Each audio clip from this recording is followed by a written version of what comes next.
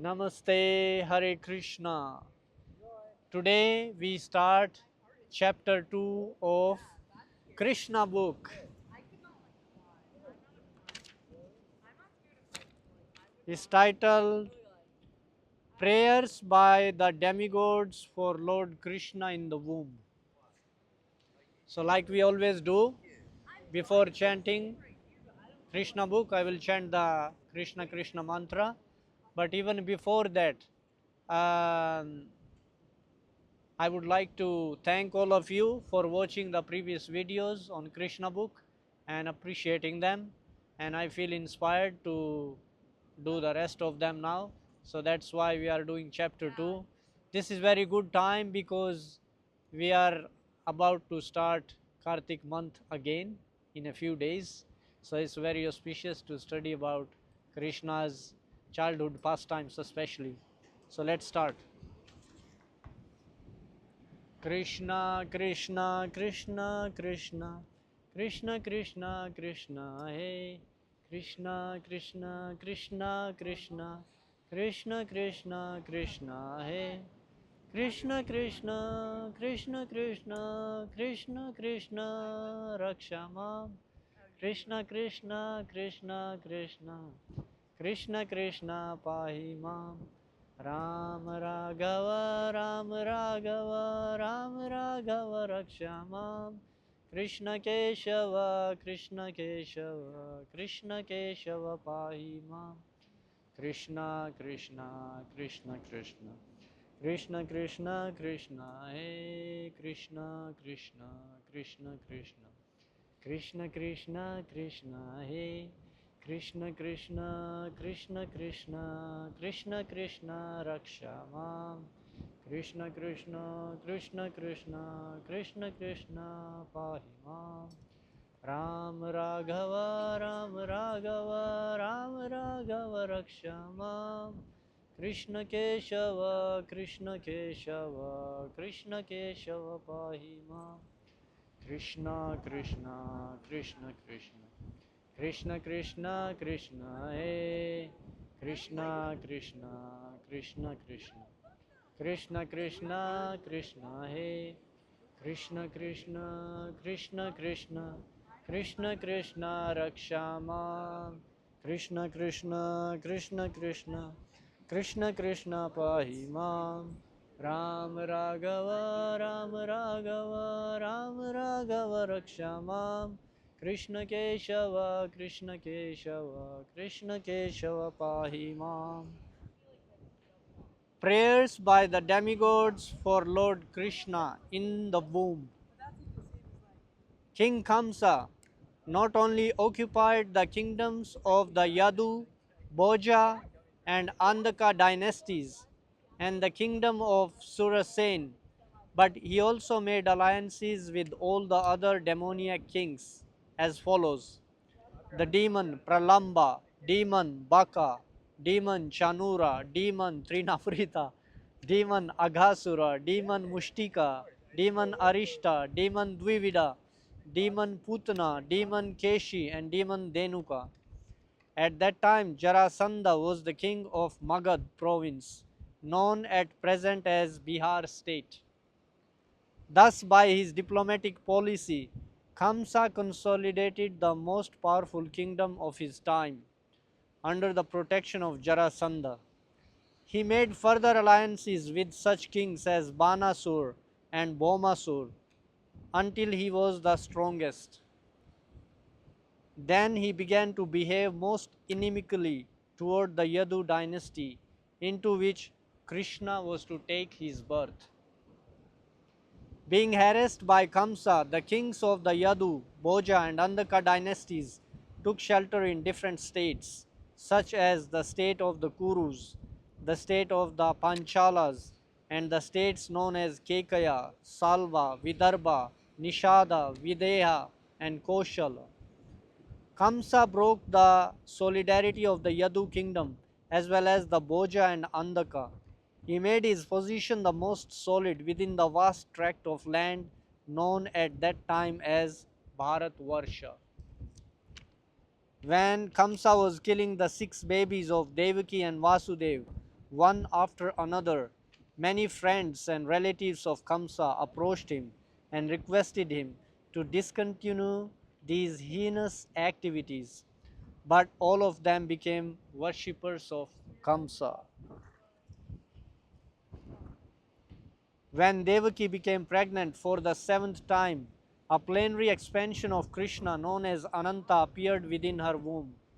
Devaki was overwhelmed with both jubilation and lamentation. She was joyful, for she could understand that Lord Vishnu had taken shelter within her womb. But at the same time, she was sorry that as soon as her child would come out, Kamsa would kill him. At that time, the Supreme Personality of Godhead, Krishna, being compassionate upon the Yadus who were fearful due to the atrocities committed by Kamsa, ordered the appearance of Yogamaya, his internal potency. Krishna is the Lord of the universe, but he is especially the Lord of the Yadu dynasty. Yogamaya is the principal potency of the personality of Godhead. In the Vedas, it is stated that the Lord, the Supreme Personality of Godhead, has multi potencies. Parasya Shakti Vividheva Shruyate. All the different potencies are acting externally and internally, and Yogamaya is the chief of all potencies. The Lord ordered the appearance of Yogamaya in the land of Vrajabhumi in Vrindavan, which is always decorated with an abundance of beautiful cows. In Vrindavan, Rohini, one of the wives of Vasudev, was residing at the house of King Nanda and Queen Yashoda. Not only Rohini, but many others in the Yadu dynasty were scattered all over the country due to their fear of the atrocities of Kamsa. Some of them were even living in the caves of the mountains. The Lord thus informed Yogamaya, quote, under the imprisonment of Kamsa are Devaki and Vasudev, and at the present moment my plenary expansion, Shesha, is within the womb of Devaki. You can arrange the transfer of Shesha from the womb of Devaki to the womb of Rohini. After this arrangement, I am personally going to appear in the womb of Devaki with my full potencies. I am personally going to appear in the womb of Devaki with my full potencies. Then I shall appear as the son of Devaki and Vasudev, and you shall appear as the daughter of Nanda and Yashoda in Vrindavan. Since you will appear as my contemporary sister, and since you will quickly satisfy desires for sense gratification, people within the world will worship you with all kinds of valuable presentations, incense, candles, flowers, and offerings of sacrifice. People who are after materialistic perfection will worship you under the different forms of your expansions, which will be named Durga, Bhadrakali, Vijaya, Vaishnavi, Kumuda, Chandika, Krishna, Madhavi, Kanyaka, Maya, Narayani, Ishani, Sharada, and Ambika. Unquote. These are different names by which different expansions of Yogamaya are being worshipped all over the world these days. Many people worship her as Durga or Kali. These two are more popular around the world, and then they are worshipped by other names also. Even greatest devotees of Lord Krishna, the gopis of Vrindavan, they worshipped her as goddess Katyayani. Why? They prayed to her so they can have Krishna as their husband. So this is one thing every devotee of Durga or Kali should ask her, that please allow us to develop love for Krishna, and she will be very happy to fulfill this benediction.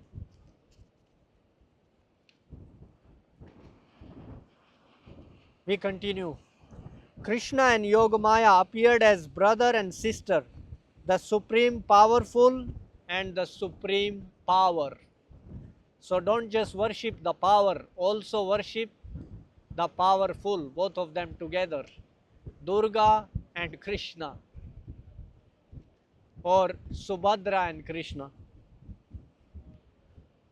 Although there is no clear distinction between the powerful and the power, power is always subordinate to the powerful. Those who are materialistic are worshippers of the power, but those who are transcendentalists are worshippers of the powerful. Krishna is the supreme powerful, and Durga is the supreme power within the material world. Actually, people in the Vedic culture worship both the powerful and the power. There are many hundreds and thousands of temples of Vishnu and Devi, and sometimes they are worshipped simultaneously. The worshipper of the power, Durga, or the external energy of Krishna, may achieve all kinds of material success very easily, but anyone who wants to be elevated transcendently must engage in worshipping the powerful in Krishna consciousness. The Lord also declared to Yogamaya, quote, "My plenary expansion Ananta Shesha is within the womb of Devaki. On account of being forcibly attracted to the womb of Rohini, he will be known as Sankarshna and will be the source of all spiritual power, or Bala, by which one can attain the highest bliss of life, which is called Ramana. Therefore, the plenary portion, Ananta, will be known after his appearance either as Sankarshna or as Balaram." Unquote. In the Upanishads, it is stated, Nayam Atma Balahinena Labhyaha. The purport is that one cannot attain the supreme platform of self realization without being sufficiently favored by Balaram. Bala does not mean physical strength.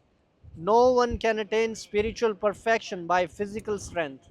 One must have the spiritual strength which is infused by Balaram or Sankarshan. Ananta or Sheshanag is the source of the power which sustains all the planets in their different positions. Materially, this sustaining power is known as the law of gravitation, but actually it is a display of the potency of Sankarshan. Balaram or Sankarshan is the source of spiritual power or the original spiritual master. Therefore, Lord Nityananda Prabhu, who is also the incarnation of Balaram, is the original spiritual master, and the spiritual master is the representative of Balaram, the form of the Supreme Personality of Godhead, who supplies spiritual strength. In the Chaitanya Charitamrita, it is confirmed that the spiritual master is the manifestation of the mercy of Krishna. When Yogamaya, the supreme power of the supremely powerful personality of Godhead, transferred Lord Shesha from the womb of Devaki to the womb of Rohini, both Devaki and Rohini were under Yogamaya's spell, which is called Yoga Nidra.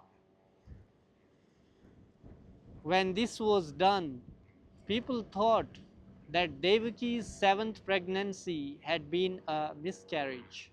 Thus, although Balaram appeared as the son of Devaki, he was transferred to the womb of Rohini to appear as her son.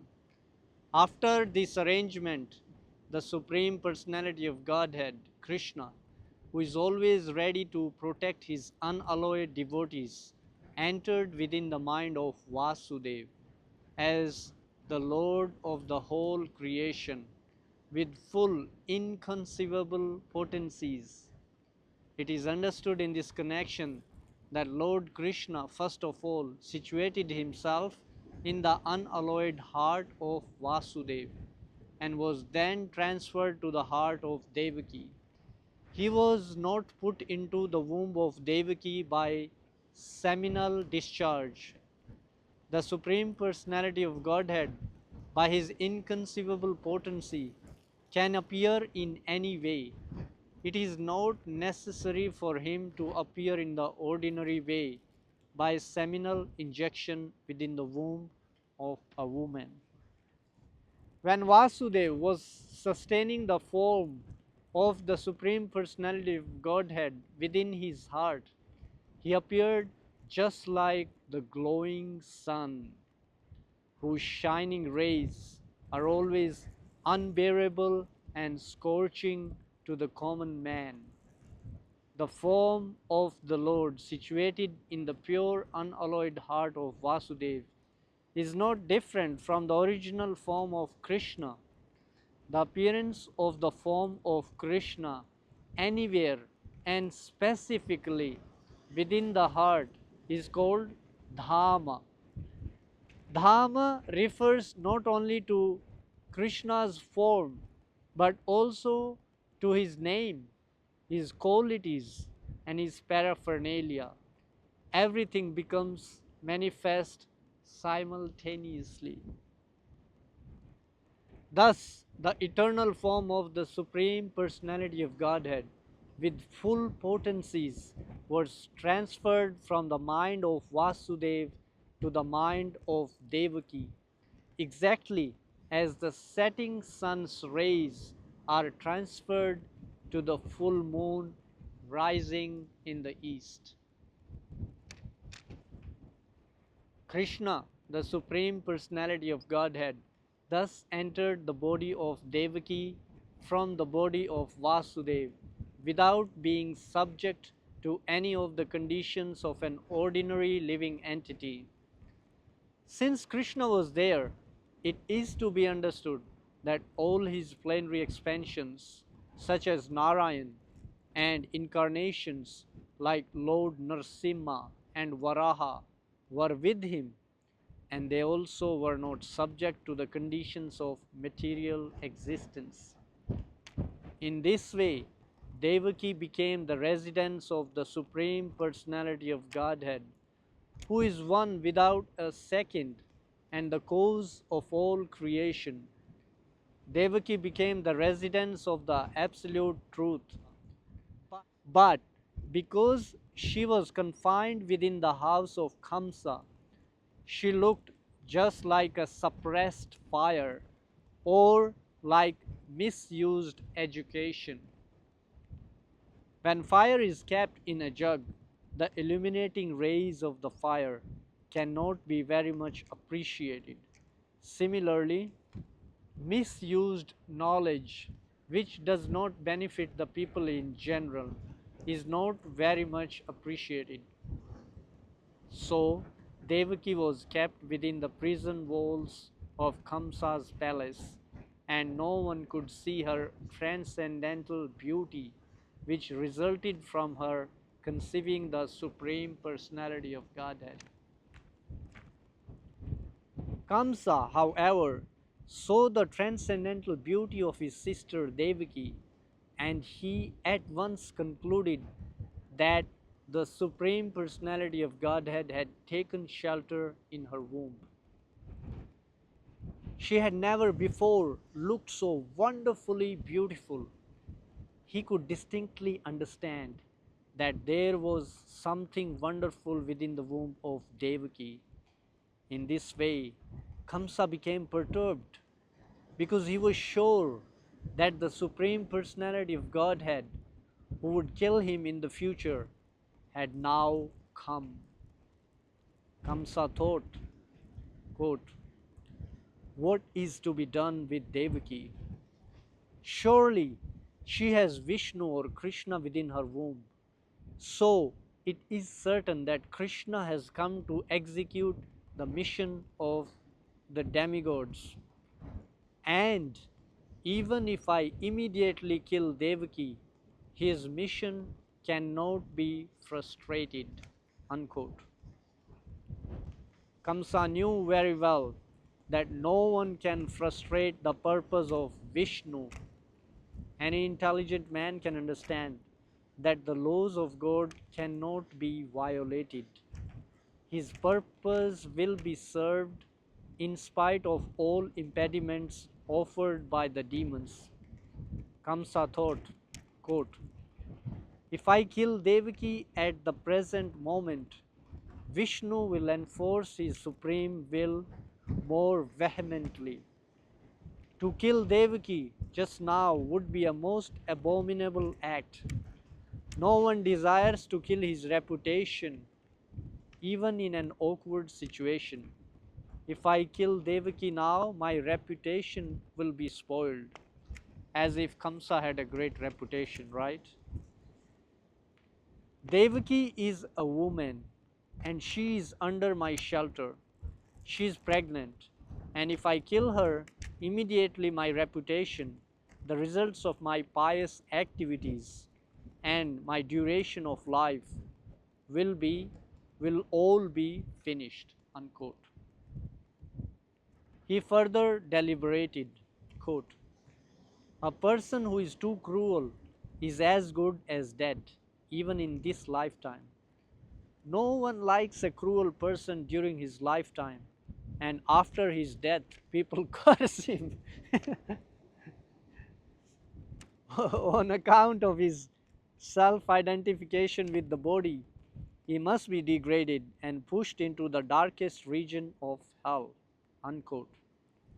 Kamsa thus meditated on all the pros and cons of killing Devaki at that time.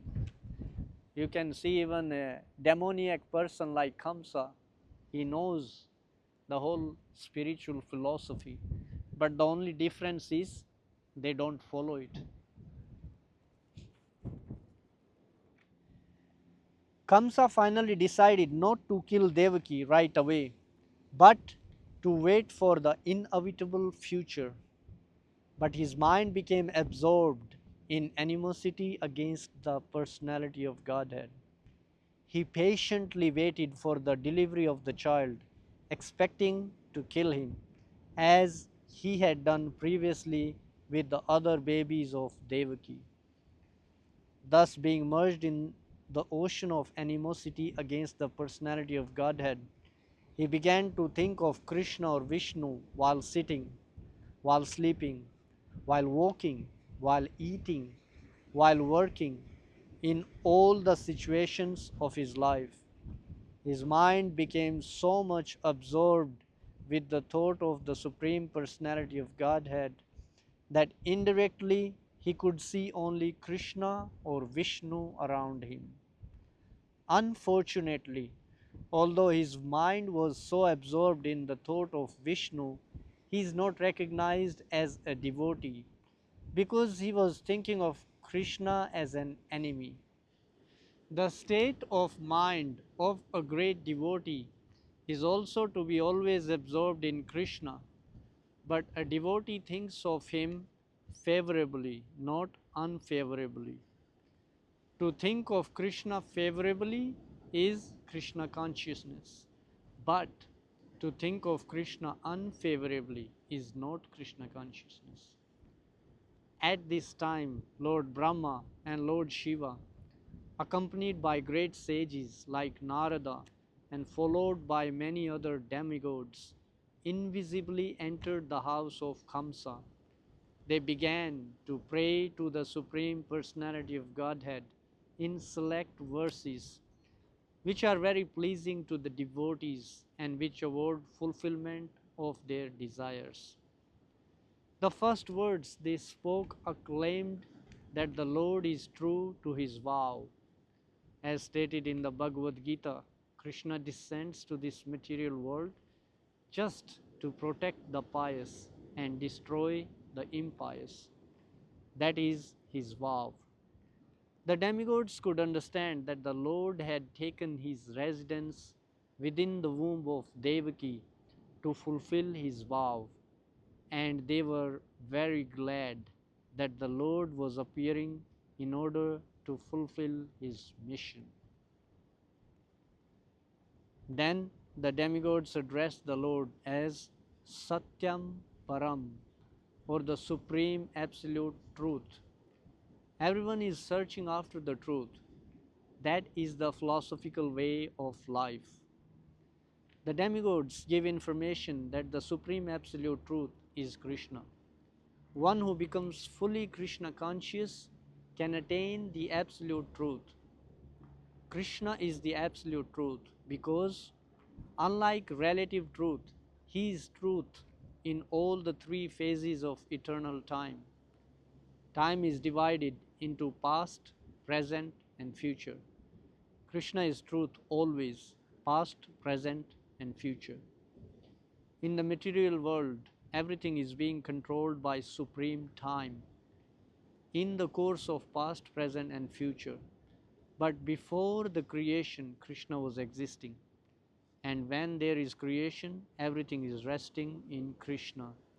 And when this creation is finished, Krishna will remain. Therefore, he is the absolute truth in all circumstances. If there is any truth within this material world, it emanates from the supreme truth, Krishna. If there is any opulence within this material world, the cause of the opulence is Krishna. If there is any reputation within this material world, the cause of the reputation is Krishna. If there is any strength within this material world, the cause of such strength is Krishna. If there is any wisdom and education within this material world, the cause of such wisdom and education is Krishna. Therefore, Krishna is the source of all relative truths. This material world is composed of five principal elements: earth, water, fire, air, and ether. And all such elements are emanations from Krishna.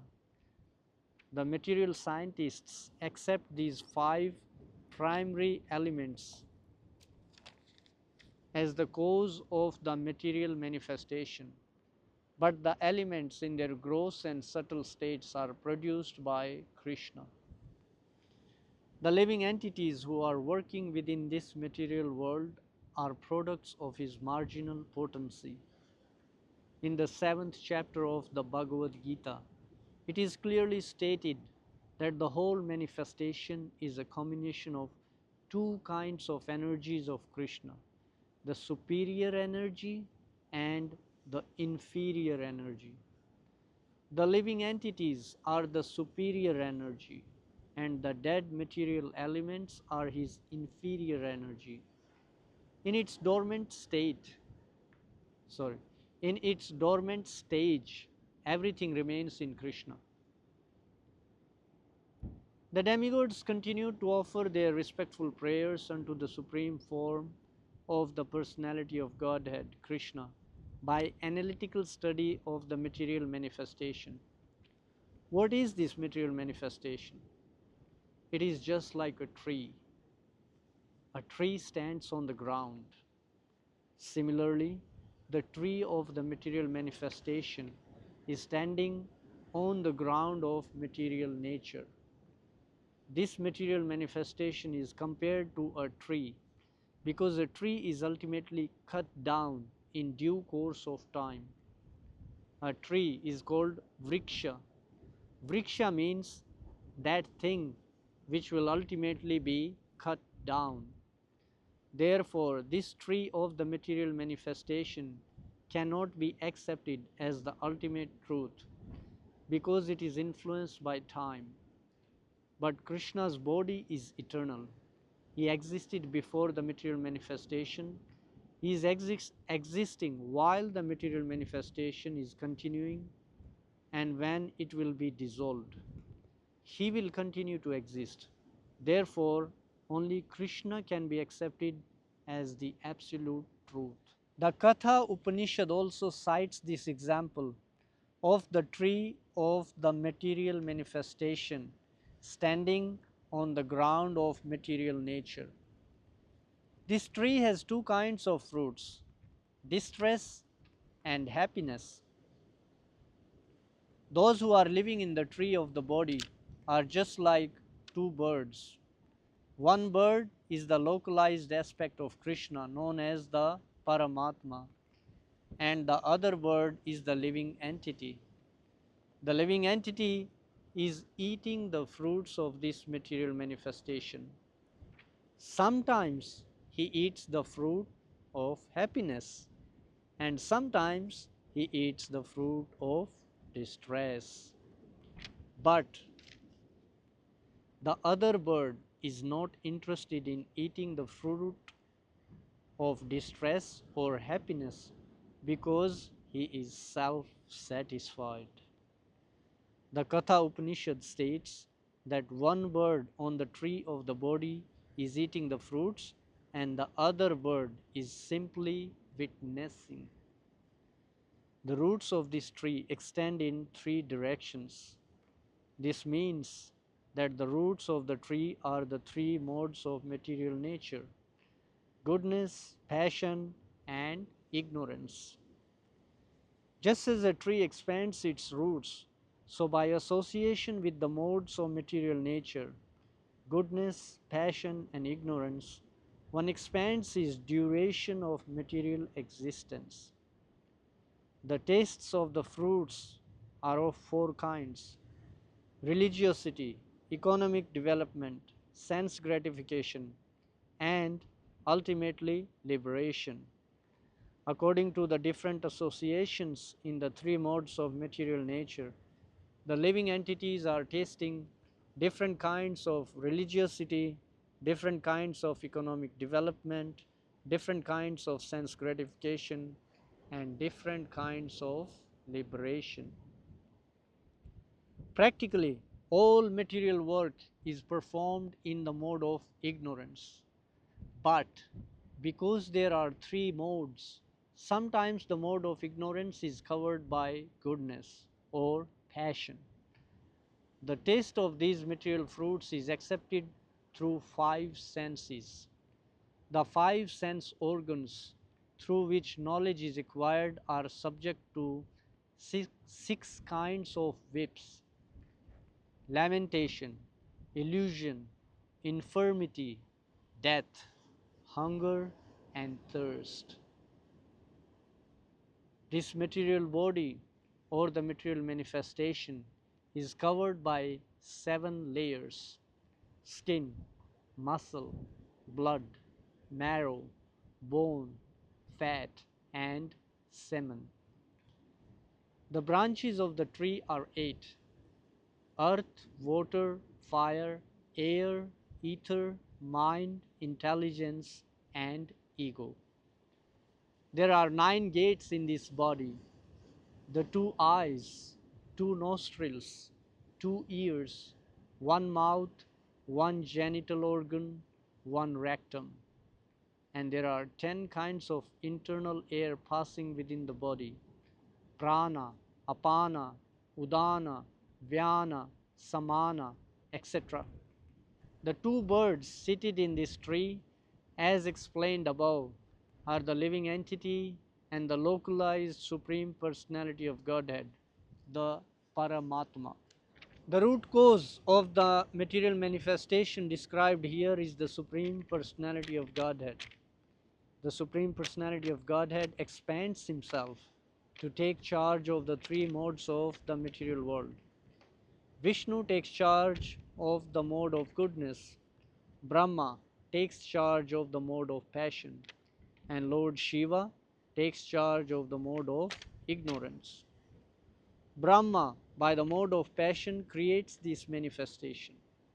Lord Vishnu maintains this manifestation by the mode of goodness. and Lord Shiva annihilates it by the mode of ignorance. The whole creation ultimately rests in the Supreme Lord. He is the cause of creation, maintenance, and dissolution. And when the whole manifestation is dissolved in its subtle form as his energy, it rests within his body. At present, the demigods prayed. The Supreme Lord Krishna is appearing just for the maintenance of this manifestation. Actually, the Supreme Cause is one, but less intelligent persons, being deluded by the three modes of material nature, see that the material world is manifested by different causes. Those who are intelligent can see that the cause is one, Krishna, as it is stated in the Brahma Samhita, Ishvara Parama Krishna Sarva Karana Karanam. Krishna, the Supreme Personality of Godhead, is the cause of all causes. Brahma is the deputed agent for creation. Vishnu is the expansion of Krishna for maintenance, and Lord Shiva is the expansion of Krishna for dissolution. Our dear Lord, the demigods prayed, quote, "It is very difficult to understand your eternal form or personality. People in general are unable to understand your actual form. Therefore, you are personally descending to exhibit your original eternal form. Somehow, people can understand the different incarnations of your Lordship, but they are puzzled to understand the eternal form of Krishna with two hands, moving among human beings exactly like one of them. This eternal form of your Lordship gives ever increasing transcendental pleasure to the devotees, but for the non-devotees this form is very dangerous." Unquote. As stated in the Bhagavad Gita, Krishna is very pleasing to the sadhus, paritranaya sadhunam. But this form is very dangerous for the demons because Krishna also descends to kill the demons. He is therefore simultaneously pleasing to the devotees and dangerous to the demons. Quote, "Our dear lotus-eyed Lord, you are the source of pure goodness. There are many great sages who simply by samadhi or transcendently meditating upon your lotus feet and thus being absorbed in your thought have easily transformed the great ocean of nations created by material nature into no more than the water in a calf's hoof print." Unquote. The purpose of meditation is to focus the mind upon the Supreme Personality of Godhead, beginning from His lotus feet. Simply by meditation on the lotus feet of the Lord, great sages cross over this vast ocean of material existence without difficulty. Quote, "O self-illuminated one, the great saintly persons who have crossed over the ocean of nescience by the help of the transcendental boat of your lotus feet have not taken away that boat. It is still lying on this side." Unquote.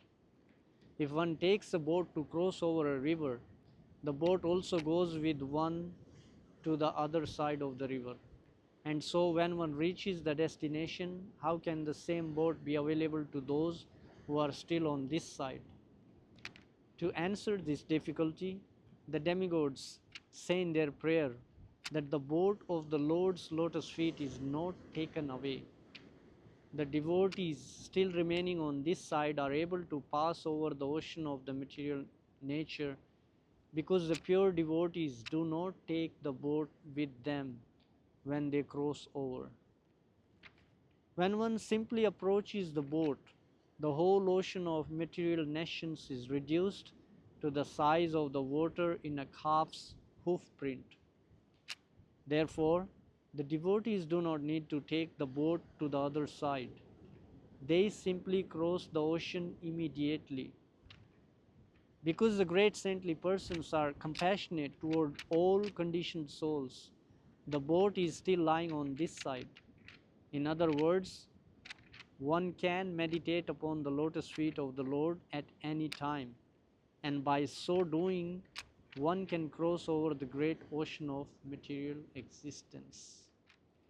Meditation means concentration upon the lotus feet of the Lord. Lotus feet indicate the Supreme Personality of Godhead. But those who are impersonalists do not recognize the lotus feet of the Lord, and therefore their object of meditation is something impersonal. The demigods express their mature verdict that persons who are interested in meditating on something void or impersonal cannot cross over the ocean of nations. Such persons are simply imagining that they have become liberated. Quote, O lotus-eyed Lord, their intelligence is contaminated because they fail to meditate upon the lotus feet of your Lordship. As a result of this neglectful activity, the impersonalists fall down again into the material way of conditioned life, although they may temporarily rise to the point of impersonal realization. Unquote.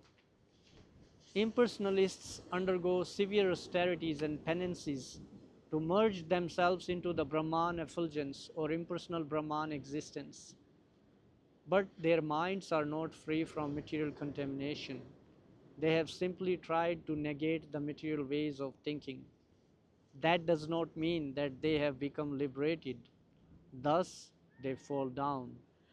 In the Bhagavad Gita, it is stated that the impersonalist has to undergo great tribulation in realizing his ultimate goal. At the beginning of Srimad Bhagavatam, it is also stated that without devotional service to the Supreme Personality of Godhead, one cannot achieve liberation from the bondage of fruitive activities. The statement of Lord Krishna is there in the Bhagavad Gita and in Srimad Bhagavatam. The statement of the great sage Narada is there. And here also the demigods confirm it. Quote, persons who have not taken to devotional service are understood to have come short of the ultimate purpose of knowledge and are not favored by your grace. Unquote. The impersonalists simply think that they are liberated, but actually they have no feeling for the personality of Godhead, because they think that when Krishna comes into the material world, he accepts a material body. They therefore overlook the transcendental body of Krishna. This is confirmed in the Bhagavad Gita, Avjananti ma mudhaha. In spite of conquering material lust and rising to the point of liberation, the impersonalists fall down. If they are engaged just in knowing things for the sake of knowledge and do not take to the devotional service of the Lord, they cannot achieve the desired result. Their achievement is the trouble they take, and that is all. It is certainly stated in the Bhagavad Gita that to realize Brahman identification is not all. Brahman identification may help one become joyful without material attachment or aversion and to achieve the platform of equanimity. But after this stage, one has to take to devotional service.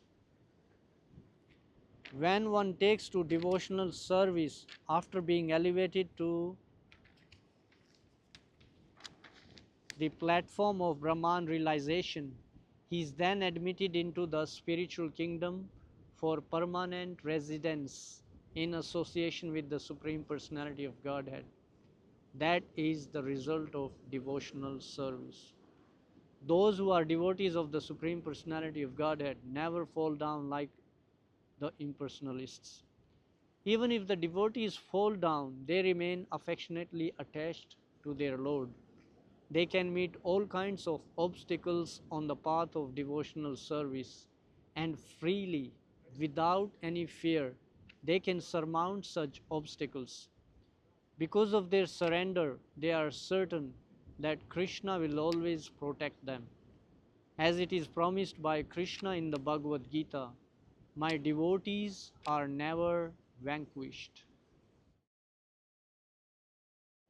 Our dear Lord, the demigods continued, quote, "You have appeared in your original eternal form of unalloyed goodness for the welfare of all living entities within this material world. Taking advantage of your appearance, all of them can now very easily understand the nature and form of the Supreme Personality of Godhead. Persons who belong to the four spiritual orders, the brahmacharis, grihasthas, vanaprasthas, and sannyasis, can all take advantage of your appearance. Dear Lord, husband of the goddess of fortune, devotees who are dovetailed in your service do not fall down from their high position like the impersonalists. Being protected by you, the devotees are able to traverse over the heads of many of Maya's commanders in chief, who can always put stumbling blocks on the path of liberation. Dear Lord, you appear in your eternal, transcendental form for the benefit of the living entities so that they can see you face to face and offer their worshipful sacrifices by ritualistic performances of the Vedas, mystic meditation, and devotional service as recommended in the scriptures. Dear Lord, if you did not appear in your eternal, transcendental form, full of bliss and knowledge, a form which can eradicate all kinds of speculative ignorance about your position, then all people would simply speculate about you according to their respective modes of material nature. Unquote. The appearance of Krishna is the answer to all imaginative iconography of the Supreme Personality of Godhead. Everyone imagines the form of the Supreme Personality of Godhead according to his mode of material nature. In the Brahma Samhita, it is said that the Lord is the oldest person. Therefore, a section of religionists imagine that God must be very old, and therefore they depict a form of the Lord as a very old man. But in the same Brahma Samhita, that is contradicted. Although he is the oldest of all living entities, he has his eternal form as a fresh youth. The exact words used in this connection in Srimad Bhagavatam are Vijnanam Ajnana Bhida Pamarjanam. Vijnanam means transcendental knowledge of the Supreme Personality of Godhead. Vijnanam is also experienced knowledge. Transcendental knowledge has to be accepted by the descending process of disciplic succession, as Brahma presents the knowledge of Krishna in the Brahma Samhita.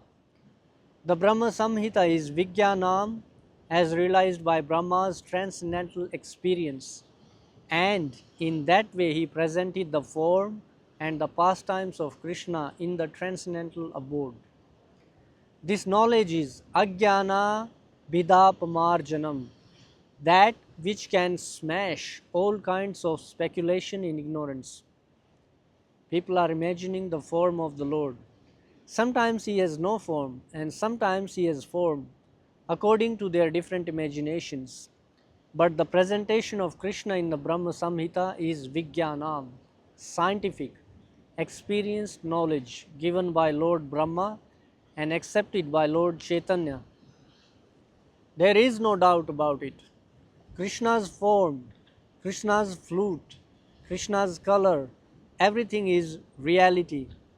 Here it is said that this Vijnanam is always defeating all kinds of speculative knowledge. Quote, therefore, without your appearing as Krishna as you are, neither Ajnana Bhidapamarjanam, destruction of the nations of speculative knowledge, nor Vijnanam would be realized. In other words, your appearance will vanquish the ignorance of speculative knowledge and establish the real experienced knowledge of authorities like Lord Brahma. Men influenced by the three modes of material nature imagine their own God according to the modes of material nature. In this way, God is presented in various ways, but your appearance will establish what the real form of God is. Unquote. The highest blunder committed by the impersonalists is to think that when the incarnation of God comes, he accepts the form of matter in the mode of goodness. Actually, the form of Krishna or Narayan is transcendental to any material idea. Even the greatest impersonalist, Shankaracharya, has admitted Narayana Paro Avyaktat. The material creation is caused by Avyakta, impersonal manifestation of matter, or the known phenomenal total reservoir of matter. But Krishna is transcendental to that material conception. That is expressed in Srimad Bhagavatam as Vishuddha Sattva or transcendental goodness. He does not belong to the material mode of goodness, and he is above the position of material goodness. He belongs to the transcendental, eternal status of bliss and knowledge. Quote, Dear Lord, when you appear in your different incarnations, you take different names and forms according to different situations. Lord Krishna is your name because you are all attractive. You are called Shama Sundar because of your transcendental beauty. Shama means blackish, yet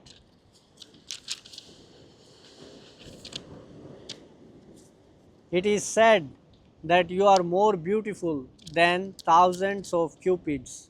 Kandarpa Koti Kamaniya. Although you appear in a color which is compared to the blackish cloud, because you are the transcendental absolute, your beauty is many, many times more attractive than the delicate body of Cupid. Sometimes you are called Giridhari because you lifted the hill known as Govardhan. You are sometimes called Nanda Nandana or Vasudev or Devaki Nandana because you appear as the son of Maharaj Nanda or Vasudev or Devaki. Impersonalists think that your many names or forms are given according to a particular type of work and quality because they accept you from the position of a material observer. Quote, Our dear Lord, the way of understanding is not to study your absolute nature, form, and activities by mental speculation. One must engage himself in devotional service. Then one can understand your absolute nature and your transcendental form, name, and qualities.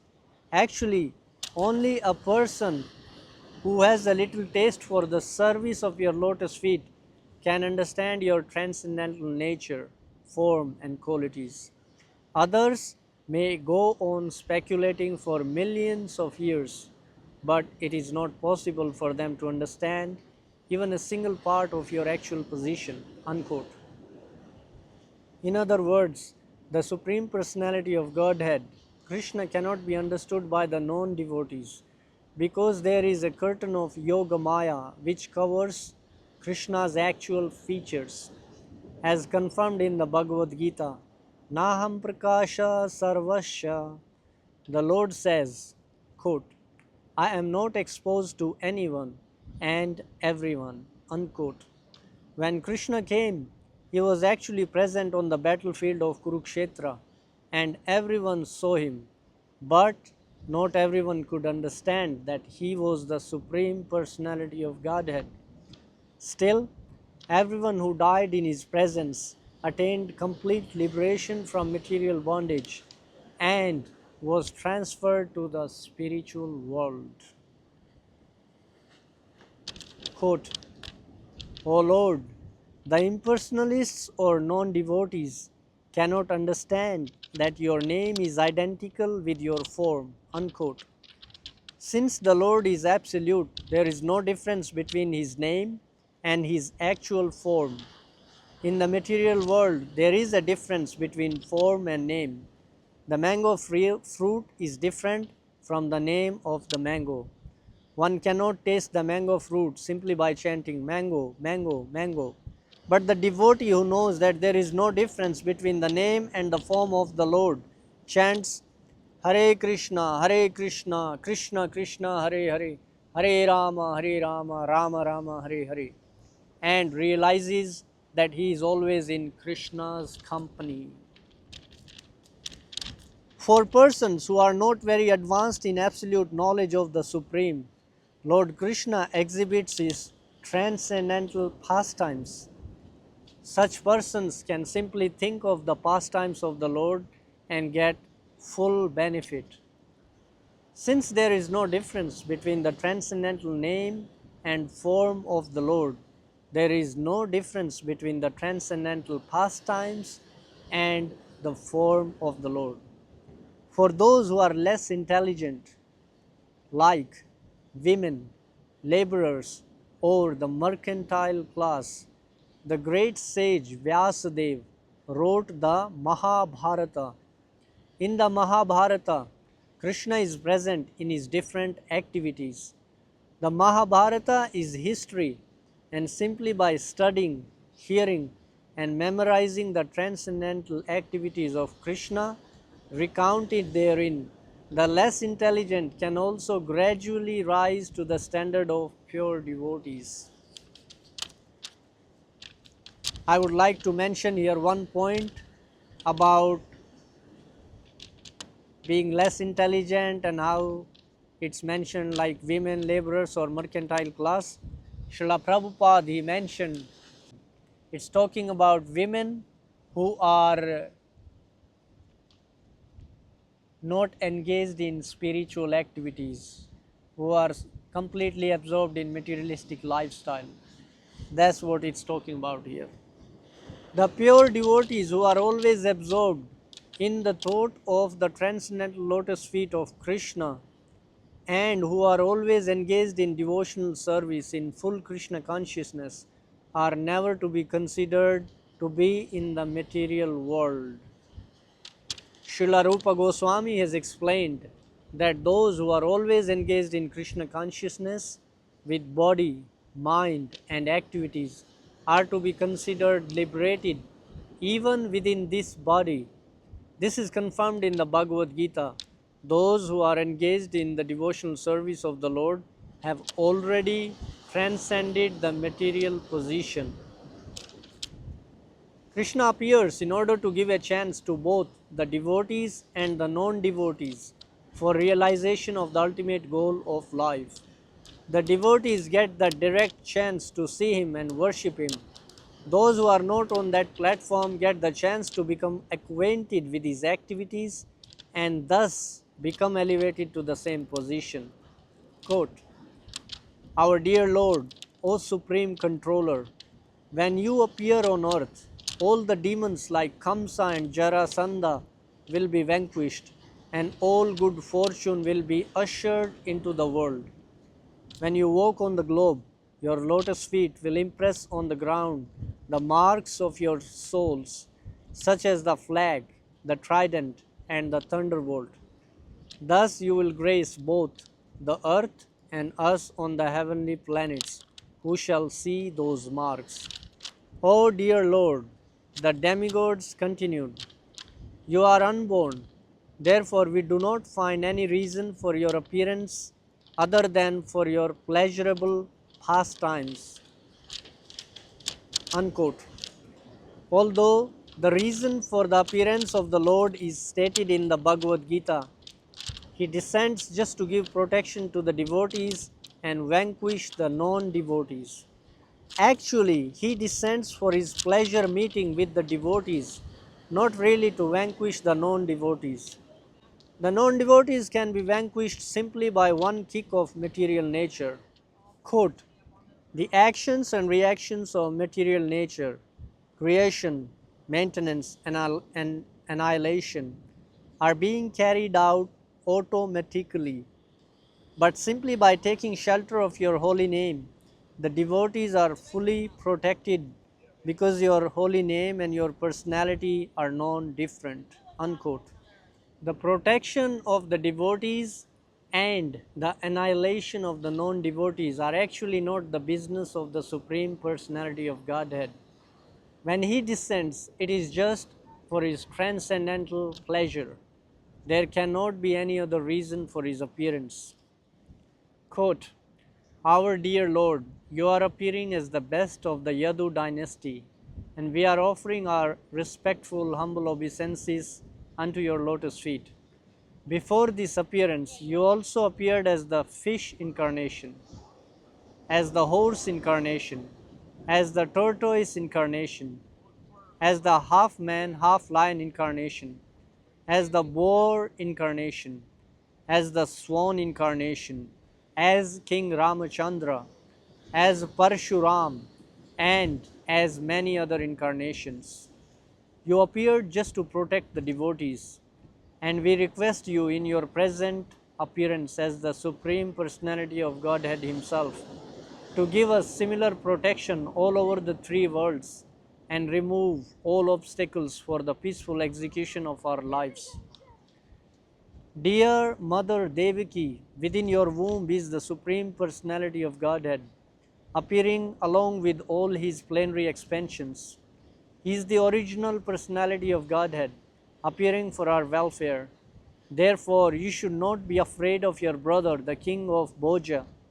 Your son, Lord Krishna, who is the original personality of Godhead, will appear for the protection of the pious Yadu dynasty. The Lord is appearing not alone, but accompanied by his immediate plenary portion, Baladev. Unquote. Devaki was very much afraid of her brother Kamsa because he had already killed so many of her children. So she was very anxious about Krishna. In the Vishnu Purana, it is stated that in order to pacify Devaki, all the demigods, along with their wives, used to visit her to encourage her not to be afraid that her son would be killed by Kamsa. Krishna, who was within her womb, was to appear not only to diminish the burden of the world, but specifically to protect the interests of the Yadu dynasty and certainly to protect Devaki and Vasudeva. It is understood that Krishna had been transferred from the mind of Vasudeva to the mind of Devaki and from there to her womb. Thus, Devaki, the mother of Krishna, was worshipable for all the demigods. After thus worshipping the transcendental form of the Lord, all the demigods with Lord Brahma and Lord Shiva placed in front departed for their heavenly abodes. Thus ends the Bhaktivedanta purport of the second chapter of Krishna, prayers by the demigods for Lord Krishna in the womb. Krishna Book ki jai, Krishna Bhagwan ki jai, Srila Prabhupada ki jai.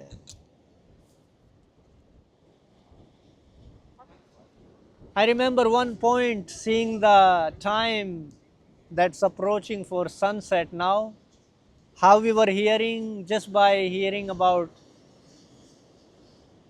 pastimes of Krishna, one can transcend material existence.